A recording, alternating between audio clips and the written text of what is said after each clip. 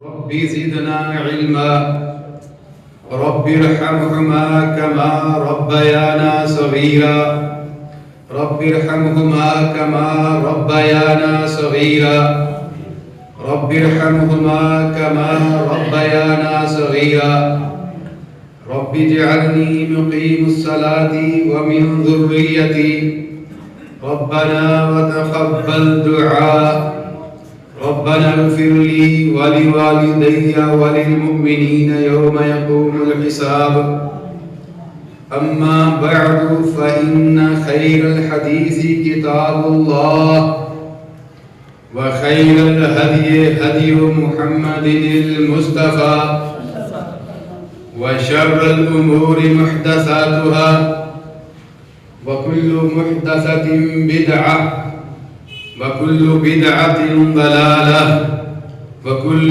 ضلالة في النار أما بعد فأعوذ بالله من الشيطان الرجيم من همزه ونفخه ونفثه بسم الله الرحمن الرحيم قال الله سبحانه وتعالى وَلَقَدْ بَعَثْنَا فِي كُلِّ أُمَّةٍ رَسُولًا أَنِ اعْبُدُوا اللَّهَ وَاجْتَنِبُوا الطَّاغُوتَ وَقَالَ فِي مَقَامٍ آخَرَ وَمَا أَرْسَلْنَا مِن قَبْلِكَ مِن رَّسُولٍ إِلَّا نُوحِي إِلَيْهِ أَنَّهُ لَا إِلَٰهَ إِلَّا أَنَا فَاعْبُدُونِ وقال لرسوله الكريم واسأل من أرسلنا من قبلك من رسلنا أجعلنا من دون الرحمن آلهة يعبدون ولقد بعثنا في كل أمة رسولا اور یقیناً ہم نے ہر امت میں ایک رسول کو بھیجا اس بات کی وحی دے کے بھیجا کہ جا کر اعلان کرنا ان اعبدوا اللہ واجتنبوا الطاغوت کہ اللہ کی عبادت کرنا اور طاغوت سے بچنا۔ ایک اور مقام پہ دوسری آیت میں سورۃ الانبیاء میں فرمایا وما ارسلنا من قبلک من رسول الا نوحی الیہ انہ لا الہ الا انا فاعبدون، اور ہم نے اے نبی آپ سے پہلے کسی نبی کو بھی جب بھیجا تو اس کی طرف اسی بات کی وحی کی لا الہ الا انا فاعبدون، میرے علاوہ کوئی بھی معبود نہیں ہے، فاعبدون میری ہی عبادت کرنا۔ ہر قسم کی تعریف کبریائی، بڑائی، بزرگی اور برتری کے لائق صرف اور صرف اللہ سبحانہ و تعالی کی ذات اقدسی ہے۔ وہ ذات باری سبحانہ و تعالی کہ جس ذات کو ہم قاضی الحاجات سمجھتے ہیں، مشکل کشا سمجھتے ہیں، معبود برحق سمجھتے ہیں، بگڑی بنانے والا اور سنوارنے والا سمجھتے ہیں، ہر قسم کی تعریف کی بڑائی، بزرگی اور برتری کے لائق بھی صرف اور صرف اسی ذات کو ہی سمجھتے ہیں۔ وہ ذات باری سبحانہ و تعالی کہ جس کے حکم کے بغیر آسمان سے بارش تو کیا، بارش کا ایک قطرہ بھی زمین پر نازل نہیں ہوتا، درخت خشک ہو جائے، درخت سے پتے جھڑ کر زمین پر اتنی دیر تک نہیں گرتے جب تک اس ذات کا حکم اور آرڈر نہ ہو۔ وہ ذات علیم بذات الصدور ہے، وہ ذات اللطیف الخبیر ہے، دلوں کے بھید وہ ذات جانتی ہے، کیا کھایا ہے، کیا کھائے گا یا کیا کھایا تھا، تیری قسمت میں کیا تھا، کیا ہے اور کیا مستقبل میں ہوگا، اس ذات نے ہر چیز کی پلاننگ تیار کر رکھی ہے، اس سے کوئی چیز مخفی نہیں ہے۔ وہ ذات جو اندھیری رات کے اندر کالے پتھر کے اوپر چلنے والی کالی چیونٹی کو بھی جانتی ہے، اس کی سرسراہٹ کو جانتی ہے، اس چیونٹی کو کیا چاہیے یہ بھی اس ذات کو پتا ہے۔ وہ ذات اللہ سبحانہ و تعالیٰ کی ذات اقدس سبحانہ و تعالیٰ جو اللطیف الخبیر ہے، باریک بین ہے، باریک سے بھی باریک، اس ذات سے کوئی چیز چھپ نہیں سکتی۔ درود و سلام کی بارش ہو آقائے دو جہاں پر، امام الانبیاء پر، سرور دو جہاں پر، سید الثقلین پر، رحمت للعالمین پر، پیکر حسن و جمال پر، ساری کائنات کے امام الانبیاء، خطیب مجتبی حضرت محمد رسول اللہ صلی اللہ علیہ وعلا آلہ وصحبہ وسلم پر۔ نبی صلی اللہ علیہ وسلم نے اللہ سبحانہ و تعالیٰ کی طرف سے جو بھی وحی آئی، بلغ ادى الامانہ وبلغ الرسالہ، اس امانت کو جس طرح وہ امانت اللہ تعالیٰ کی طرف سے آئی،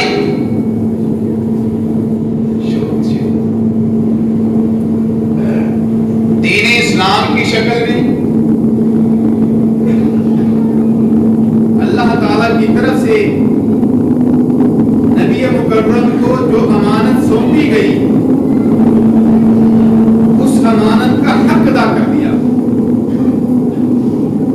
اور جس طرح مالک الملک نے اس امانت کو چاہا، اسی طرح آمینہ کے لال نے اس امانت کو پہنچایا۔ دین اسلام کی امانت کے اندر نبی صلی اللہ علیہ وسلم نے ایک زیر، ایک نقطے، ایک زبر، کسی ڈاٹس کی بھی کوئی خیانت نہیں کی، بلکہ اس بات کے ڈر سے کہ ایک وقت ایسا نہ ہے کہ اس امانت کے اندر کوئی خیانت کر دے، آمینہ کے لال نے فرما دیا کل محدثۃ بدعۃ وکل بدعۃ ضلالۃ وکل ضلالۃ فی النار۔ فرمایا کہ ہر دین کے اندر، ہر نئی سوچ دین اسلام کے اندر، ہر نئی بات، ہر نئی فکر، فرمایا وہ بدعت ہوگی، اور فرمایا کہ ہر بدعت گمراہی ہے، اور ہر گمراہی کا ٹھکانہ فرمایا جہنم کی شعلے مارتی ہوئی آگ ہے۔ اعاذنا اللہ وإیاکم من هذه النار۔ اللہ سبحانہ و تعالی ہم سب کو نار سموم سے، جہنم کی شعلے مارتی ہوئی آگ کی گرمی سے بھی دور رکھے۔ میرے بھائیوں، کاموں کی ماشاءاللہ بڑا پیارا شہر ہے، علماء کرام کا شہر، شاہ عبدالغنی مرحوم رحمہ اللہ رحمۃ واسعہ، حبیب الرحمن گزدانی، اور پھر مولانا اکرم جمیل، علماء کرام میں سے کئیوں کے شاید میں نام نہیں جانتا ہوں گا، مولانا حنیف ربانی صاحب، اور پھر آپ کے دل عزیز مولانا محمد حسین مدنی حفظہ اللہ ورعاہ، میرے بڑے بھائیوں کی طرح ہیں۔ مدینہ منورہ میں تقریباً 16 یا 17 ستمبر کو، ابھی 1-1.5 مہینہ پہلے، انہوں نے کہا کہ میں آیا ہوا ہوں مدینہ میں، مسجد نبی میں فلان جگہ بیٹھا ہوں، تو ملاقات کرتے ہیں۔ میں ان کے پاس الحمدللہ پہنچا، باب رحمت جو مسجد نبوی کا دروازہ نمبر 5، پہلے 4 تھا، نمبرز کا بھی 5 ہو گیا ہے، اس کے پاس بیٹھے ہوئے تھے۔ اللہ تعالیٰ آپ سب کو وہاں پہنچائے، اللہ تعالیٰ سب کو حرمین شریفین کی زیارت نصیب فرمائے۔ بیٹھے ہوئے تھے تو میں نے ان سے کہا کہ 2 دن بعد میں جمعہ پڑھاتا ہوں مسجد مدینہ میں، تو آپ ٹائم دیں۔ کہنے لگے میں تو جمعرات کو مکہ چلا جاؤں گا، مکہ میں ٹائم دے دیا ہوا ہے، آپ مجھے ٹائم دیں۔ میں نے کہا میں تو میری 2-3 دن بعد ہی امریکہ کی فلائٹ تھی، کوئی دورے کے لیے مجھے نکلنا تھا، پھر وہاں سے کینیڈا۔ تو کہنے لگے کہ اس کے بعد کیا پروگرام ہے؟ میں نے کہا کہ میں 6 نومبر کو پاکستان پہنچوں گا اور مجھے بالکل انتہائی مختصر میرا چکر لگنا ہے۔ کہنے لگے 6 تو پھر 7 کا جمعہ دے دیں۔ میں نے کہا رات کو پہنچوں گا، تھکا ہوا ہوں گا، تو کاموں کی مساجد کا مجھے پتا ہے کہ پورا 1 گھنٹہ لیتے ہیں، پورا 1 گھنٹہ ماشاءاللہ 12:30 سے لے کر 1:30 بجے تک۔ تو میں نے کہا چلو کوئی بات نہیں، انشاءاللہ تعالیٰ انشاءاللہ میں پہنچوں گا۔ اللہ تعالیٰ ان کو جزائے خیر دے کہ ماشاءاللہ اتنے پیارے چمکتے ہوئے چہروں کی زیارت کرنے کا اللہ تعالیٰ نے سبب بنایا مولانا محمد حسین مدنی صاحب کو۔ اللہ تعالیٰ ان کی حفاظت فرمائے۔ اور پھر انہوں نے بڑے پیارے انداز سے کہ مدنی خطیب کی طرف سے مدنی مسجد کے اندر مدینہ منورہ سے آئے ہوئے مدنی مہمان کی آمد، تو مدنی انہوں نے کر دیا۔ اور مدنی مسجد میں آپ سب جمعہ پڑھنے آئے ہیں، مدنی خطیب کو سن رہے ہیں۔ اللہ تعالیٰ آپ سب کی مدینہ منورہ میں میرے ساتھ ملاقات کرائے۔ میرے بھائیوں، میں آج آپ کے سامنے چند الفاظ جو گزارش کروں گا، گوش گزار کرنے کی کوشش کروں گا۔ مدینہ منورہ میں الحمدللہ میرا جمعہ ہوتا ہے، وہاں میں جمعہ پڑھاتا ہوں، اور وہاں پہ آپ کو پتا ہے کہ ایک حدیث بیان کی، قرآن سے کی ایک آیت پڑھی، ایک حدیث بیان کی، ٹائم ختم ہو گیا، 15 منٹ کا جمعہ ہوتا ہے۔ تو ماشاءاللہ آپ کے پاس تو 1 گھنٹے کا الحمدللہ، اللہ تعالیٰ ہمت دے آپ کو بیٹھنے کی اور مجھے سنانے کی۔ تو میرے بھائیوں، مدینہ منورہ کے اندر ہی جب پچھلے سال میں آیا پاکستان میں، تو میری ایک ملاقات ہوئی تحریک دعوت توحید کے کنوینر صاحب سے، جو کہ میرے کلاس فیلوز بھی ہیں۔ اور آپ کو پتا ہے کہ میاں محمد جمیل حافظ اللہ نے تحریک توحید کے نام سے ایک مرکز قائم کیا ہوا ہے کہ ہر گھر کے اندر، پاکستان کے اندر، ہر گھر کے اندر، ہر گلی گلی کے اندر اللہ سبحانہ و تعالیٰ کی توحید کو پہنچانا۔ انہوں نے کہا کہ آپ بھی یہی موضوع لے کر چلیں۔ حافظ رضا اللہ، ڈاکٹر حافظ رضا اللہ صاحب جو کہ تحریک دعوت توحید کے کنوینر بھی ہیں، اور پھر انہوں نے مجھے سعودی عرب کا اپنی تحریک کا کنوینر بنایا ہوا ہے۔ اللہ تعالیٰ ان کو جزائے خیر دے۔ میرے بھائیوں، توحید ایک ایسی چیز ہے کہ جس کو خصوصی طور پر ہمارے ملک کے اندر ہر گلی گلی، ہر کوچہ کوچہ پہنچنا چاہیے، کیونکہ آپ کو پتا ہے کہ ہمارے آباء و اجداد نے کیا نعرہ لگایا تھا؟ پاکستان کا مطلب کیا؟ لا الہ الا اللہ۔ تو یہ جو لا الہ الا اللہ ہے، اس کی بنیاد پر پاکستان کی بنیاد رکھی گئی، اور پاکستان لفظ جو ہے اس کا مطلب کیا ہے؟ پاک ستان۔ پاک کہتے ہیں جگہ، پاک کہتے ہیں پاک کو، اور ستان کہتے ہیں جگہ کو، یعنی ارض طیبہ۔ اگر دوسرے انداز میں اگر مخالفت نہ کریں تو اس کا مطلب ہوگا مدینہ طیبہ، یعنی پاکستان لفظ فارسی کا اگر اس کا ترجمہ کیا جائے عربی کے اندر تو اس کا مطلب ہوگا ارض طیبہ یا مدینہ طیبہ، یعنی اتنا پیارا نام۔ تو اس کے گلی گلی کوچوں کوچوں کے اندر میرے بھائیوں توحید کو پہنچنا چاہیے، توحید پہنچانا چاہیے، اور یہ آپ لوگ، یہ ہم ہی لوگ پہنچا سکتے ہیں کہ ہر ایک کو توحید کی دعوت دی جائے۔ اللہ سبحانہ و تعالیٰ کی توحید یہ محور نجات ہے، اس کے علاوہ نجات نہیں ہے۔ اگر کسی کے اندر توحید نہیں ہے، بڑا نمازی ہے، روزے رکھتا ہے، حج پہ حج کرتا ہے، لیکن میرے بھائیوں اس کے اندر توحید کی کمی ہے، تو کوئی بھی نیکی قابل قبول نہیں ہے جب توحید نہیں ہوگی۔ اور اسی دعوت کو ہر نبی نے اپنی امت کو پہنچایا، اور اسی دعوت کے علم ان کو آگے سے پتھر پڑے. مین جو ہر نبی کی دعوت تھی وہ توحید کی دعوت تھی. اللہ سبحانہ و تعالی نے اپنے پیغمبر حضرت محمد رسول اللہ صلی اللہ علیہ وسلم کو فرمایا وَاسْأَلْ مَنْ أَرْسَلْنَا مِنْ قَبْلِكَ مِنْ رُسُلِنَا أَجْعَلْنَا مِنْ دُونِ الرَّحْمَنِ آلِهَةً يُعْبَدُونَ. فرمایا اے نبی وَاسْأَلْ آپ پوچھئے, کن سے پوچھئے؟ مَنْ أَرْسَلْنَا مِنْ قَبْلِكَ مِنْ رُسُلِنَا, کہ آپ سے پہلے ہم نے جتنے بھی رسول بھیجے ان رسولوں سے پوچھئے. نبی علیہ السلام سے فرمایا وَاسْأَلْ, آپ سوال کیجئے, پوچھئے. کن سے؟ آپ سے پہلے جتنے بھی ہم نے رسول بھیجے. سوال کیا کیجئے؟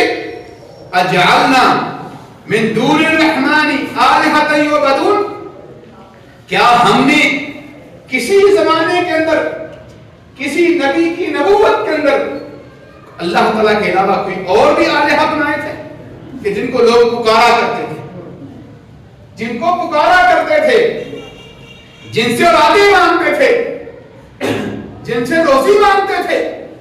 فرمایا پوچھئے. اور کیسے فرمایا کیسے یا اللہ پوچھو, وہ تو دنیا سے جا چکے ہیں, کیسے پوچھے؟ فرمایا جب قرآن پڑھو گے تو قرآن سے جواب مل جائے گا کہ کیا ہر نبی نے اس دعوت کو پہنچایا. فرمایا اللہ سبحانہ و تعالی نے سورۃ النحل کے اندر فرمایا وَلَقَدْ بَعَثْنَا فِي كُلِّ أُمَّةٍ رَسُولًا, ہم نے ہر امت کے اندر رسول بنا کے بھیجا. اس رسول کی دعوت کیا تھی؟ ان اعبدوا اللہ واجتنبوا الطاغوت. دعوت کیا تھی کہ اللہ کی عبادت کرنی ہے, واجتنبوا الطاغوت, اور شرک سے بچنا ہے, طاغوت سے بچنا ہے. میرے بھائیوں, میرے دوستوں اور میرے بزرگوں, ہر نبی کی دعوت کیا تھی کہ اللہ تعالیٰ کی توحید کو پہنچانا ہے. میری آواز سمجھ آ رہی ہے؟ کیونکہ کاموں کے اندر ماشاءاللہ مجھے پتا ہے یہاں پہ پنجابی کا ایک ہوتا ہے, میں پنجابی میں بول تو لیتا ہوں لیکن تقریر نہیں ہوتی, تو میں کوشش کروں گا انشاءاللہ تعالیٰ عام فہم بات کرنے کی کہ مجھے سمجھانے کے اندر کوئی سمجھنے کے اندر آپ کو دشواری نہ آئے. فرمایا کہ ہر نبی کی امت جو تھی, ہر نبی اپنی امت کو اسی بات کی دعوت دیتا گیا. کس بات کی؟ ان اعبدوا اللہ واجتنبوا الطاغوت, اللہ کی عبادت کرنی ہے اور طاغوت سے بچنا ہے. دو چیزیں ذہن میں رکھیں میرے بھائیوں, توحید کے اور کلمے کے دو جز ہیں, ایک ہے لا الہ اور ایک ہے الا اللہ. لا الہ محمد رسول اللہ تو نبوت کی بات ہے نا, بات توحید کی ہو رہی ہے. لا الہ پھر الا اللہ, ایک کے اندر نفی ہے, دوسرے کے اندر اس بات ہے. اور توحید کی اس بات کو مین بات ہے جس کو سمجھنا چاہیے کہ نفی اور اس بات, نفی اور اس بات, نہیں اور اس بات, دو چیزیں جب جڑتی ہیں تو پھر اللہ تعالیٰ کی توحید بنتی ہے. کیا مطلب؟ لا الہ, کوئی الہ نہیں ہے, کوئی معبود نہیں ہے دنیا کے اندر, کوئی بھی خالق نہیں ہے, کوئی بھی رازق نہیں ہے. یہ ہو گئی نفی. دوسری بات آ گئی اس بات کی کہ ہاں ہے. وہ کون ہے؟ اللہ ہی رازق ہے, اللہ ہی مالک ہے, اللہ ہی خالق ہے, اللہ تعالیٰ کی ذات ہی معبود ہے, اسی کی عبادت کرنی ہے, اس کے علاوہ کسی اور کی عبادت کرنی نہیں.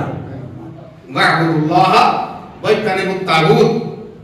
اور پھر سورۃ الانبیاء کے اندر فرمایا وَمَا أَرْسَلْنَا مِن قَبْلِكَ مِن رَّسُولٍ, اسی طرح کی آیت بالکل جس طرح سورۃ النحل کے اندر فرمایا اسی طرح سورۃ الانبیاء کے اندر فرمایا وَمَا أَرْسَلْنَا مِن قَبْلِكَ مِن رَّسُولٍ إِلَّا نُوحِي إِلَيْهِ أَنَّهُ لَا إِلَٰهَ إِلَّا أَنَا فَاعْبُدُونِ. فرمایا نبی آپ سے پہلے جتنے بھی نبی آئے ہر نبی کی دعوت یہی تھی کہ اللہ تعالیٰ کے علاوہ کسی کی عبادت نہیں کرنی. اور پھر دیکھیے سورۃ الاعراف کی آیت نمبر 59 کے اندر اللہ سبحانہ و تعالیٰ نے پھر انبیاء کا ذکر کیا. سب سے پہلے حضرت نوح علیہ السلام کا ذکر کیا. نوح علیہ السلام کتنی مدت تک اپنی قوم کو دعوت دیتے گئے؟ 950 سال کے قریب، 1000 سال عمر تھی، 950 سال اپنی امت کو دعوت دی. اور دعوت کس بات کی دی؟ اللہ تعالیٰ نے سورۃ الاعراف کے اندر فرمایا وَلَقَدْ أَرْسَلْنَا نُوحًا إِلَىٰ قَوْمِهِ فَقَالَ يَا قَوْمِ اعْبُدُوا اللَّهَ مَا لَكُم مِّنْ إِلَٰهٍ غَيْرُهُ. کہا نوح علیہ السلام اپنی قوم کی طرف جب گئے تو جا کے کیا کہا؟ اے میری قوم اعبدوا اللہ، یہ بت، یہ بد، یہ سوا، یہ یغوث، یہ یعوق، یہ جو بت ہے یہ رازق، یہ مالک، یہ عبادت کے لائق. اعبدوا اللہ، عبادت کرنی ہے تو کس کی کرنی ہے؟ صرف اللہ تعالیٰ کی. نوح علیہ السلام نے اپنی قوم کو اس بات کی دعوت دی. فرمایا ما لکم من الہ غیرہ، اس کے علاوہ تمہارا کوئی بھی مالک الملک نہیں. انی اخاف علیکم عذاب یوم عظیم. اگر تم عبادت غیر اللہ کی، اللہ تعالیٰ کے علاوہ اللہ تعالیٰ کو چھوڑ کر کسی دوسرے کی عبادت کرنے سے باز نہ آئے تو پھر مجھے خطرہ ہے کہ تم عذاب میں آ جاؤ. اللہ اکبر. 950 سال، 950 سال. اور پھر اللہ تعالیٰ فرماتے ہیں نوح علیہ السلام کے بارے میں کہ لیلن و نہارا، لیلن و نہارا، کبھی رات کو چھوڑ کر، کبھی دن کا کوئی حصہ نہیں چھوڑا، رات کو زیادہ کر قوم کو دعوت دی. قوم کو کہا آ جاؤ. میرے بھائیوں، ایسا ہمیں اگر کہا جائے کہ یار کسی فلاں کو بندے کو جا کے نا نماز کا کہنا ہے، فلاں بندے کو دوسرے کو کیا ہمارے کمرے کے اندر جو سو رہا ہو اس کو مولوی صاحب کہیں کہ انہوں نے نماز واسطے نال لے کے آئیں. ایک دفعہ کہیں کہ بھائی صاحب آج نماز پڑھے، دوسری دفعہ کہیں کہ نہیں جاتا تو میں کیا کروں، میں ٹھیکہ لے آتا. نہیں، اس کو بلائیں. نوح علیہ السلام 950 سال تک اپنی امت کو دعوت دیتے رہے. ہم 2-3 دفعہ کہیں گے بس خلاص. ہم نے کیا کرنا ہے؟ میرے بھائیوں، موجودہ دور کے اندر اگر کوئی یہ لوکیشن موبائل کے اندر، جو آپ کو موبائل ہر بندے جانتا ہے، موبائل کے اندر اگر کسی کو لوکیشن بھیجتے ہیں نا وہ واٹس ایپ کے اندر، جی مجھے بتانا تمہاری لوکیشن کیا ہے. لوکیشن جب چلتی ہے تو لوگ گوگل جو ہے وہ بول کے کہتا ہے کہ آپ اس طرف دائیں طرف چلے جائیں، بائیں طرف چلے جائیں. آپ کو پورا ایک نقشہ بنا دیتا ہوتا ہے کہ نہیں؟ پورا نقشہ بنا دیتا ہے، کہتا ہے جی ادھر چلے جائیں، ادھر چلے جائیں. وہ ادھر کہتا ہے آپ سیدھے چلے جائیں تو پھر آگے سے آپ کو بھیج دے. اب آگے سے بھی نہیں جائیں گے، کسی اور طرف سے چلے جائیں تو پھر آپ کو ری لوکیٹ کرے گا، آپ کو ری کیلکولیٹ کر کے دوسری طرف سے بھیج دے گا. لیکن یہ نہیں کہے گا کہ نہیں جانا تو نہ جا، میں کو پڑھنے گا. میرے بھائیو، یہ ایپلیکیشن ہے موبائل کے اندر جو ہمیں سکھاتی ہے کہ اگر کسی کو دعوت دینی ہے تو ٹینشن نہ لیں، پیار سے اس کو بار بار کہیں آؤ بھائی نماز پڑھیں، آؤ بھائی مسجد جائیں، آؤ بھائی اللہ تعالیٰ کی عبادت کریں. میرے بھائی توحید کا اقرار کرو، لا الہ الا اللہ، اللہ تعالیٰ کے علاوہ کوئی بھی عبادت کے لائق نہیں، کسی اور کو سجدہ نہیں کرنا، اللہ ہی رازق ہے، اللہ ہی مالک ہے. میرے بھائیو، اس دعوت کو گھروں گھروں میں عام کریں. یہ تو نوح علیہ السلام کے بارے میں تھا. اللہ سبحانہ و تعالیٰ اسی سورت کی آیت نمبر 65 کے اندر فرماتے ہیں وَإِلَىٰ عَادٍ أَخَاهُمْ هُودًا. ہود علیہ السلام کو جب اللہ تعالیٰ نے عاد کی طرف بھیجا تو انہوں نے جا کر پھر کہا یا قوم اعبدوا اللہ ما لکم من الہ غیرہ. اے میری قوم، اللہ تعالیٰ کے علاوہ کوئی بھی مالک نہیں ہے، کوئی بھی رازق نہیں ہے. پھر اللہ تعالیٰ نے ایک اور نبی کا ذکر کیا. اللہ تعالیٰ نے فرمایا نبی سے کہ پوچھو انبیاء کے بارے میں. فرمایا انبیاء کے اندر ایک سمود قوم کے اندر ایک صالح علیہ السلام تھے. فرمایا وَإِلَىٰ ثَمُودَ أَخَاهُمْ صَالِحًا. صالح علیہ السلام کو سمود کی طرف بھیجا. آپ جب مدینہ آتے ہیں نا، اللہ تعالیٰ سب کو لے کر آئے.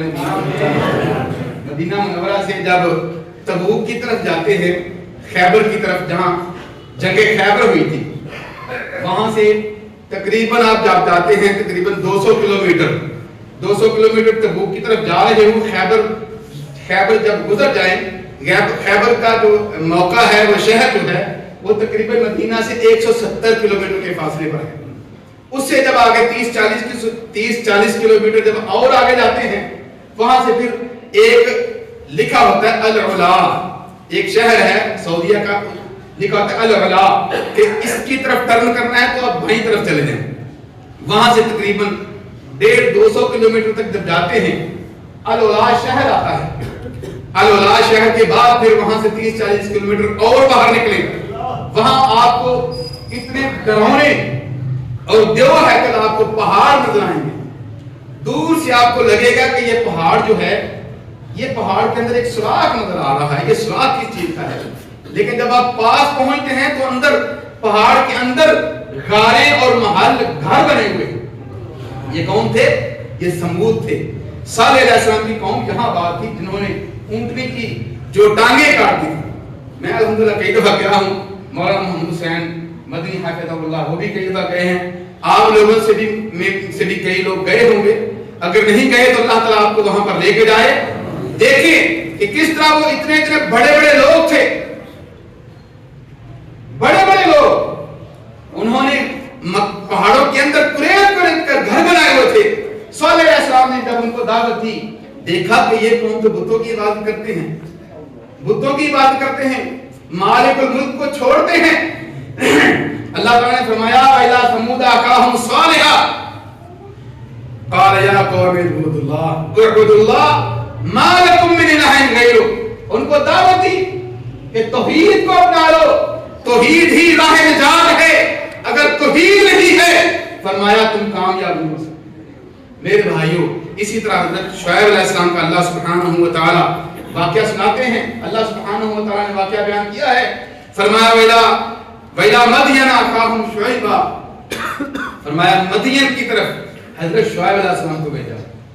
ये जहां मैंने आपको बताया है अल-उला या सालेह अलैहिस्सलाम की कौम, वहां से एक और रास्ता निकलता है जो रास्ता जाता है समुद्र की तरफ, जहां पे अभी इस टाइम एक न्यू सिटी जो बन रहा है, सऊदीया एक नया शहर बना रहा है, वहां से तकरीबन 40-50 किलोमीटर के फासले पर गीराने शुएब अलैहिस्सलाम की गारों के नाम से एक शहर मशहूर है। और वो एरिया जो है मदयन का इलाका था, जहां अल्लाह सुब्हानहू व तआला ने हज़रत शुएब अलैहिस्सलाम को भेजा। तो अल्लाह सुब्हानहू व तआला फरमाते हैं वैला मदयन अखाहुम शुएबा, कि शुएब अलैहिस्सलाम को भेजा। शुएब अलैहिस्सलाम ने जाके भी इसी बात की दावत दी, फरमाया या कौम उबुदुल्लाह मा लकुम मिन इलाहिन गैरु।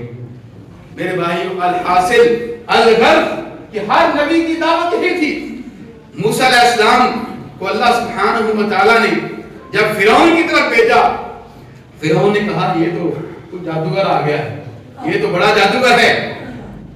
तो पता है ना, जब दलाइल ना हो तो फिर क्या होता है, जब दलीलें ना हो तो फिर डंडे सोटे निकलते हैं, गालियां निकलती हैं। दलीलें जब खत्म हो जाए तो फिर डंडे सोटे से काम चलता है। कहा इसको खत्म करने के लिए जादूगरों को इकट्ठा करो। जादूगरों को, मूसा अलैहिस्सलाम को खत्म करने के लिए, बल्कि उसने उससे पहले कहा या हामान इब्न ली सरखन, मेरे लिए एक बहुत मीनारे पक्सन कहने लगा था, बहुत बड़ा मीनार, बहुत बड़ी बिल्डिंग मेरे लिए बनाओ। उसने सोचा था कि ये मूसा बार बार कहता है कि मेरा रब ऊपर है, तो मैं एक बिल्डिंग बड़ी तैयार करवाता हूँ, मैं ऊपर जाकर आखिरी फ्लोर पर जाकर मूसा के रब से 2 हाथ कर दूं। नऊज़ुबिल्लाह। कहा बड़ी बिल्डिंग बनाओ, ये जादूगर, और फिर जादूगरों को लेकर आओ। मेरे भाइयों, कुरान के अंदर ये कई जगह पर ये वाकया आपको मिलेगा। अल्लाह सुब्हानहू व तआला ने जिक्र किया है, जब जादूगरों को इकट्ठा किया गया, मूसा अलैहिस्सलाम से कहने लगे कि आप कुछ करेंगे कि हम कुछ करके दिखाएंगे। कहा कि आप, मुझे तो पता नहीं आप क्या करना चाहते हैं, आप ही कुछ करें। जादूगरों ने फिर वो अपनी डंडियां, सोटियां, रस्सियां जो थी वो फेंकी।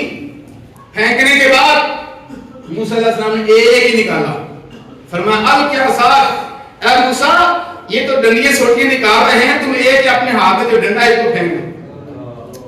जब वो फेंका तो उस एक ने सबको निगल लिया।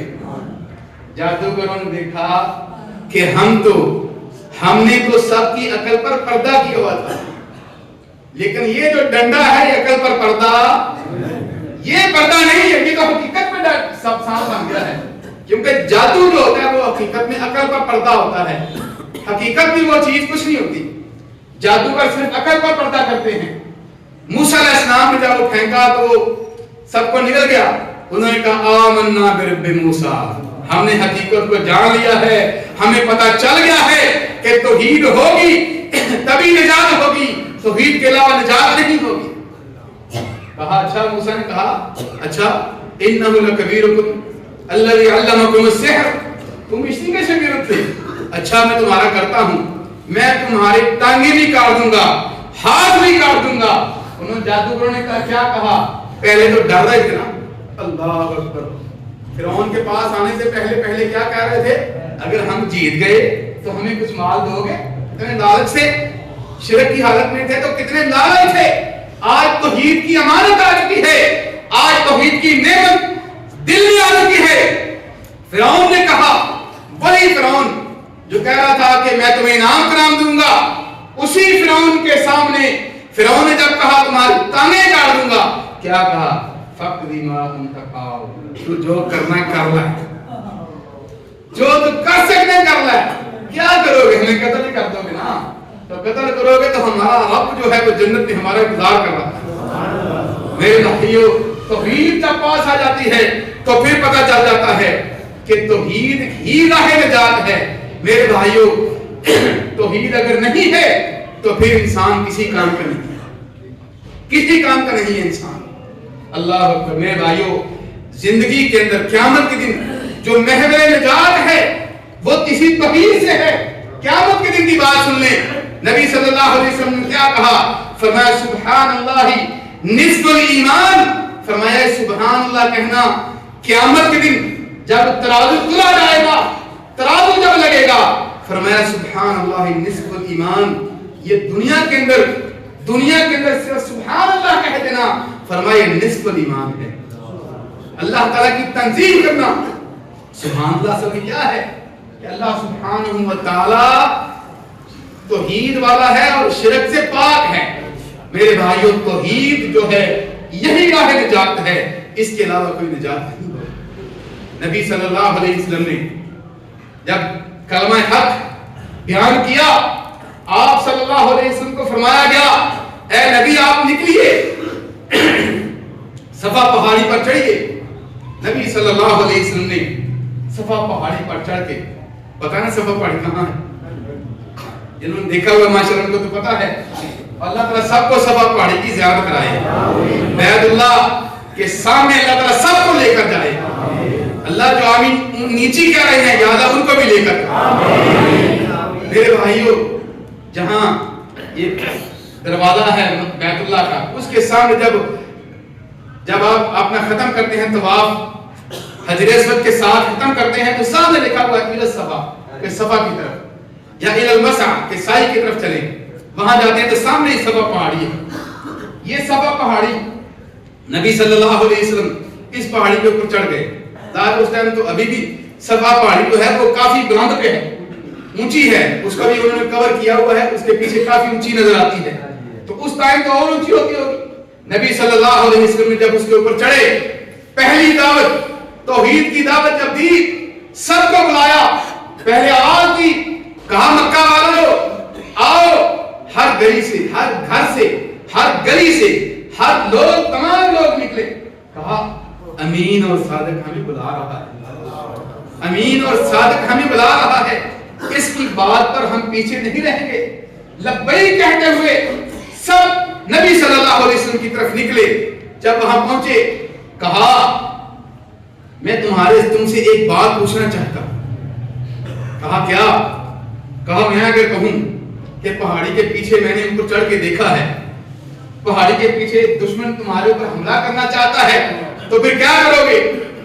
کہا ہم کسی کو پہاڑی پر بھیجیں گے نہیں کہ تحقیق کر کے آئے، ما جربنا علیک الا صدقا، ہم نے جب بھی تمہیں آزمایا ہے تم صادق امین نکلے، تم نے کبھی بھی زندگی کے اندر جھوٹ نہیں بولا، ہم نے تیرا بچپن دیکھا ہے، ہم نے تیرا لڑکپن دیکھا ہے، ہم نے تیری جوانی دیکھی ہے، تم نے ہمارے ساتھ ہی دن گزارے ہیں، ہم تیری بات کی تصدیق کریں گے بغیر کسی دیکھے ہوئے۔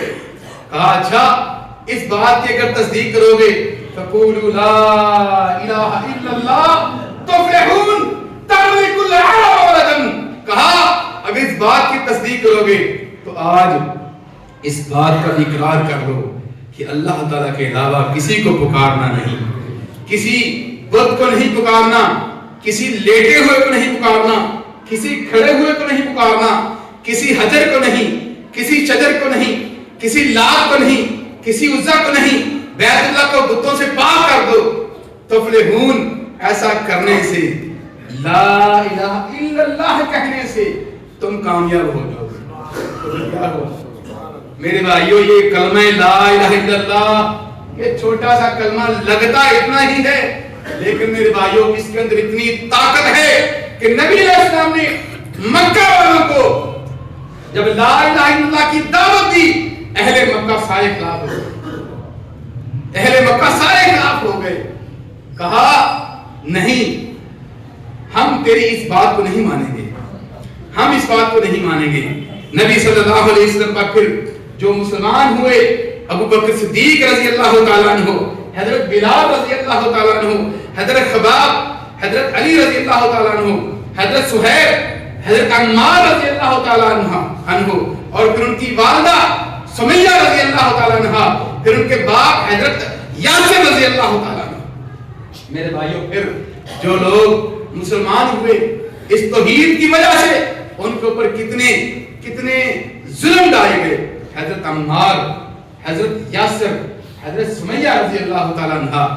آپ کو پتا ہے اسی کلمہ حق کے لیے، اسی لا الہ الا اللہ کے لیے، اسی توحید کی خاطر اس امت کے اندر جو سب سے پہلے عورت شہید ہوئی تھی، ان کا نام حضرت سمیہ رضی اللہ تعالیٰ عنہ، اول شہید فی الاسلام سمیہ رضی اللہ تعالیٰ عنہ، ام عمار رضی اللہ تعالیٰ عنہ۔ اللہ اکبر، صحابہ فرماتے ہیں ان کے اوپر اتنے عذاب ڈھائے جاتے، جب نبی صلی اللہ علیہ وسلم کبھی ان کے پاس سے گزرتے، ان کو ریت کے اوپر لٹایا ہوتا، ریت کے اوپر لٹا کر ننگا جسم کر کے ان کو کھینچ رہے ہوتے۔ میرے بھائیوں، کس زمین کے اوپر؟ مکہ کی زمین کے اوپر۔ کس بات کی وجہ سے؟ صرف اس لیے کہ اللہ تعالیٰ کو پکارنا ہے، کسی اور کو نہیں پکارنا، وہی معبود ہے، صرف اسی کو سجدہ کرنا ہے۔ نبی صلی اللہ علیہ وسلم گزرتے، آپ صلی اللہ علیہ وسلم فرماتے، صبرن یا آل یاسر، صبرن یا آل یاسر، اے یاسر کی اولاد، توحید کی وجہ سے، لا الہ الا اللہ کی وجہ سے آج تمہیں مارے پڑ رہی ہیں، پریشان نہیں ہونا، صبر کرو، فإن موعدکم الجنہ، انشاءاللہ جنت میں اکٹھے ملیں گے۔ اگر یہاں مار بھی دیا گیا، شہید بھی کر دیا گیا، تو کوئی پریشانی نہیں، جنت کے اندر ملیں گے۔ حضرت سمیہ رضی اللہ تعالیٰ عنہ کو شہید کر دیا گیا۔ ان کی شہادت کے بارے میں کئی طرح کے واقعات آتے ہیں کہ اونٹ کے اندر باندھ کر ایک اونٹ کو ادھر بھگا دیا، دوسرے اونٹ کو ادھر بھگا دیا۔ بعض کہتے ہیں، ایک روایت کے اندر آتا ہے کہ ابو جہل نے نیزہ مارا ناف کے اندر، ان کو وہیں شہید کر دیا۔ اور پھر اتنے دن بھوکا رکھا جاتا۔ حضرت یاسر جو عمار کے والد ہے رضی اللہ تعالیٰ عنہ، یہ بے ہوش ہو کر گر گئے اور وہیں شہید ہو گئے۔ حضرت یاسر بھی شہید ہو گئے، پھر صرف بیٹا بچ گیا، حضرت عمار رضی اللہ تعالیٰ عنہ۔ میرے بھائیوں، کس کے لیے؟ صرف توحید کے لیے۔ اور پھر اسی طرح حضرت بلال رضی اللہ تعالیٰ عنہ کس لیے مارا گیا؟ صرف لا الہ الا اللہ کے لیے۔ ہمیں اگر کبھی کوئی تکلیف آ جاتی ہے، ہم کہتے ہیں کہ یہ تکلیفیں بڑی آتی ہیں ہمیں۔ میرے بھائیوں، نہیں، جتنی تکلیفیں مسائل انبیاء پر آئے ہیں، صحابہ کرام پر آئے ہیں اسلام کی خاطر، ہمیں تو ان کا عشر عشیر بھی نہیں۔ ہم تو اسی کی زندگی گزارتے ہیں، ہمارے تو فریزر بھی بڑھی ہوئی، ہمارے تو فریزر کے اندر چیزیں، ہمارے اناج، طرح طرح کے گھروں میں اناج ہوتے ہیں، لیکن ان کے کیا حالات تھے؟ حضرت عائشہ رضی اللہ تعالیٰ عنہ فرماتی ہیں کہ 3 مہینے تک چولہا نہیں جلتا تھا نبی علیہ السلام کے گھر کے اندر۔ یہ حالات تھے۔ ان حالات کے اندر توحید کی خاطر ماریں کھائیں. پھر اللہ اکبر، ماروں کا جو مار کھا کر ملا کیا. حضرت بلال رضی اللہ تعالیٰ عنہ کتنی مار کھائی. نبی صلی اللہ علیہ وسلم کا معراج پر گئے، معراج کا بعد جنت کی سیر کرائی گئی تو آگے آگے کسی کے چلنے کی آواز آئی. کہا جبریل یہ میرے آگے آگے کون جا رہا ہے؟ اللہ کے حبیب آپ کے آگے کوئی بھی نہیں جا رہا. یہ دنیا کے اندر آپ کا ایک بندہ، آپ کا ایک مقتدی، آپ کا ایک امتی جو آپ کے اوپر جان بھی نچھاور کرنا چاہتا ہے، جس نے بڑی ماریں کھائی ہیں، وہ بلال کالے سے رنگ کا حبشی ہے، زمین پر چل رہا ہے، اس کے قدموں کی آواز جنت کے اندر آ رہی ہے. اتنی ماریں کھائیں. اللہ اکبر. دیکھنے والے روایت کرتے ہیں کہ حضرت بلال رضی اللہ عنہ بے ہوش ہو کر گر جاتے ہیں، بے ہوش ہو کر گر جاتے ہیں. سب ان کو مارتے. جب ہوش آتی تو کہتے اب گالی دے دو. کہتے نہیں، احد توحید کا دامن حاصل نہیں چھوڑ. میرے بھائیو، یہی توحید جو ہے، یہی راہ نجات ہے. اگر توحید نہیں ہے تو کوئی نماز بھی قابل قبول نہیں، کوئی چیز قابل قبول نہیں ہے. امام مسند رحمہ اللہ نے ایک حدیث بھی سنتے جائیں. اپنے مسند احمد کے اندر ایک حدیث نقل کی ہے. روایت کرتے ہیں کہ پوچھنے والا پوچھتا ہے، اے اللہ کے رسول مل مجھے بتان یا رسول اللہ. اے اللہ کے رسول، ایک آ کر پوچھنے لگا، مل مجھے بتان یا رسول اللہ. اے اللہ کے رسول مجھے بتان کون کون سی چیزیں ہیں. مجھے بتان کسے کہتے ہیں؟ کہ اللہ کے رسول مجھے سادے سے الفاظ میں دو ٹوک سوال کیا کہ مجھے بتان بتا دے. مجھے بتان کہ دو ایسی چیزیں بتا دیں کہ ایک جس کے ساتھ جنت واجب ہو جائے، دوسری جس کے ساتھ جہنم سے چھٹکارا ہو جائے. کتنا سادہ سا سوال کیا، ہمارے لیے آسانی کی. کہا اللہ کے رسول مجھے دو چیزیں بتا دیں کہ ایک جس سے جنت واجب ہو جائے، دوسری جس سے جہنم سے چھٹکارا ہو جائے. یا جہنم واجب ہو جائے، پہلی سے جنت واجب ہو جائے، دوسری سے جہنم واجب ہو جائے، تاکہ میں وہ چیز اپناؤں جس سے جنت واجب. مل مجھے بتانے یا رسول اللہ. اللہ کے رسول مجھے بتا دیں. نبی صلی اللہ علیہ وسلم نے فرمایا جنت واجب کرنے والی یہ چیز ہے ان تعبد اللہ ولا تشرک به شیئا، کہ جنت تب واجب ہوگی جب تم اللہ تعالیٰ کی عبادت کرو گے، توحید کو اپنا دو اور شرک کو چھوڑ دو. اور جہنم اس ٹائم واجب ہوگی جب تم توحید کو چھوڑ دو گے اور پھر تم شرک اپنا دو گے. جس طرح اس نے سادہ سا لفظ پوچھا نبی علیہ السلام نے، اسی طرح سادہ سا جواب دے دیا کہ جنت تب واجب ہوگی جب توحید اپنا لو گے، اور جہنم تب واجب ہوگی جب توحید کو چھوڑ دو گے. میرے بھائیو، توحید ہی ذریعہ نجات ہے. توحید اگر انسان کے اندر نہیں ہے تو پھر کبھی بھی انسان کامیاب نہیں ہو سکتا. اللہ اکبر. مسند احمد کے اندر ہی ایک حدیث آتی ہے، ایک قصہ سنتے جائیں، بڑا سننے والا قصہ ہے. حضرت عثمان غنی رضی اللہ تعالیٰ عنہ، نبی صلی اللہ علیہ وسلم کے دنیا سے جانے کے بعد کا واقعہ ہے. عثمان غنی رضی اللہ تعالیٰ عنہ بیٹھے ہوئے ہیں، بڑے پریشانی کی حالت، بڑے پریشان بیٹھے ہوئے، بڑے پریشان. عمر بن خطاب رضی اللہ تعالیٰ عنہ پاس سے گزرے. کہا السلام علیکم یا عثمان بن عفان.